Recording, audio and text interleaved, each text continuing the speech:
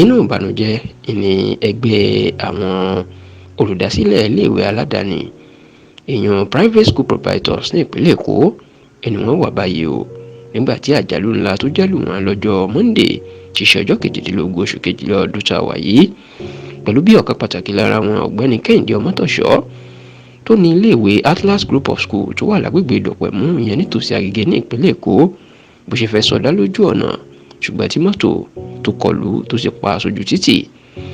Tẹlifíṣàn Yorùbá Tòótọ́ gbọ́ pé agbègbè Pleasure tó wà nítòsí ilé epo sí Ìyànà Pàjá ẹni Kẹ́hìndé Ọmọ́tọ̀ṣọ́ inú wà tó fẹ́ sọdọ́ ọ̀nà tó sì fẹ́ gba ọ̀nà tí àwọn mọ́tò ìjọba Bus Rapid Transit tó ń pè ní BRT tó máa ń gbà kọjá tó fẹ́ sọdá ojú ọ̀nà náà. Àsìkò tí wọ́n ní Kẹ́hìndé Ọmọ́tọ̀ṣọ́ fẹ́ sọdá ìní wọ́n ní mọ́tò akérò kan ìyún mọ́tò dánfó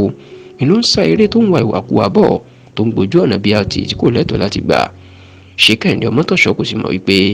mọ́tò ń bọ̀ tẹ́lẹ̀ nítorí pé àwọn BRT nìkan ló lẹ́tọ̀ọ́ láti gba ọ̀nà náà. Bọ́kùnrin náà ṣe fẹ́ kọjá o òjijì ni mọ́tò náà kọlù gbà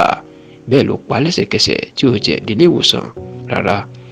Ṣùgbọ́n tó tún bá àwọn èèyàn nínú jẹ́ ni pé gbogbo bí wọ́n ṣe gbìyànjú láti rí mọ́tò dánfó náà mú wọn rí mú o tó ti sá lọ tí Kẹ́hìndé Ọmọ́tọ̀ṣọ́ tó ní iléèwé Atlas Group of School tó wà ní Ìdọ̀pẹ̀mú tó sì ti ṣe bẹ́ẹ̀ tó ti dágbére fáyé o. Ọ̀pọ̀ àwọn èèyàn ni wọ́n sọ pé àsìkò ti tó fún ìjọba Èkó láti dìde sí ìwàkuwà àwọn onímọ́tò dánfó